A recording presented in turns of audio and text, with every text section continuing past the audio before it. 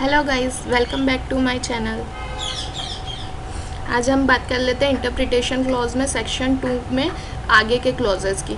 Section 2E की agreement की। Agreement क्या होता है? प्रपोजल, एक्सेप्टेंस, कंसिडरेशन, ये सब मिला के एग्रीमेंट कहलाते हैं। ठीक है, अब देख लेते हैं 2E में डेफिनेशन क्या दी हुई है। Every promise and every set of promise forming the consideration for each other is an agreement. मतलब सारे प्रॉमिस और सेट ऑफ प्रॉमिस जो एक दूसरे के लिए कंसिडरेशन हो वह एग्रीमेंट कहलाएगा। ठीक है, अब बात कर लेते हैं 2H कॉन्ट्रैक्ट की। All agreements are contract but all agreements are not contract. मतलब सारे कॉन्ट्रैक्ट एग्रीमेंट कहलाएंगे पर जितने भी एग्रीमेंट है वह कॉन्ट्रैक्ट नहीं कहलाएंगे जब तक वो लॉ द्वारा इन्फोर्सेबल नहीं हो।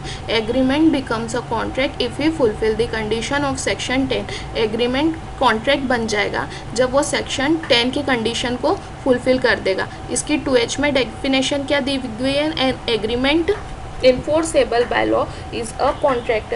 मतलब जो एग्रीमेंट लॉ द्वारा इन्फोर्स हो वह कॉन्ट्रैक्ट कहलाता है।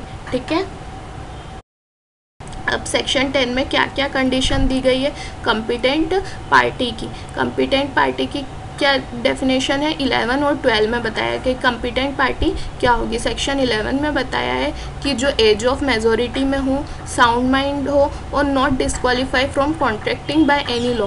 किसी भी लॉ द्वारा डिस्क्वालीफाई नहीं हुआ हो। सेक्शन 11 में एज ऑफ मेजोरिटी मीन्स जो कॉन्ट्रैक्ट करने के लिए मेजर हो गया। मेजोरिटी कैसे देखी जाएगी?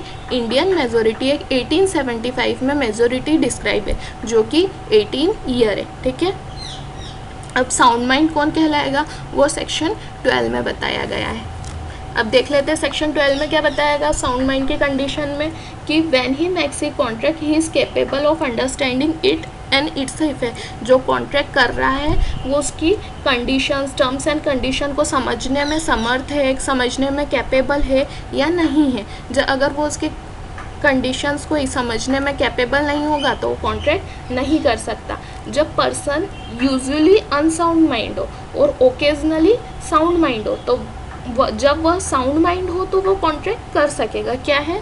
जब पर्सन यूजुअली अनसाउंड माइंड हो, मतलब नॉर्मली वो अनसाउंड है लेकिन ओकेजनली वो साउंड माइंड है, तो जब वो साउंड माइंड होगा तब वो कॉन्ट्रैक्ट कर सकेगा। और जब पर्सन यूजुअली साउंड माइंड है और ओकेजनली अनसाउंड माइंड है तो वो कॉन्ट्रैक्ट नहीं कर सकेगा। ठीक है, आ गई बात समझ में? उसे ओकेजनली साउंड माइंड होना चाहिए।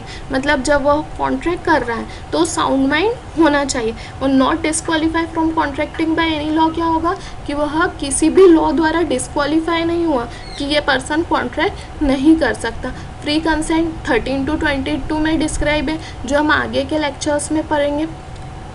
Lawful consideration. कंसिडरेशन हमेशा लॉफुल होना चाहिए। ठीक है, लॉफुल ऑब्जेक्ट होना चाहिए, ऑब्जेक्ट उसका लॉफुल होना चाहिए। कोई भी एग्रीमेंट वॉइड नहीं होना चाहिए। नॉट एक्सप्रेसली डिक्लेयर्ड वॉइड, वो वॉइड डिक्लेयर नहीं होना चाहिए। ठीक है, नहीं तो वो कॉन्ट्रैक्ट नहीं कहलाएगा। Please like, share and subscribe my channel. Thank you guys, bye.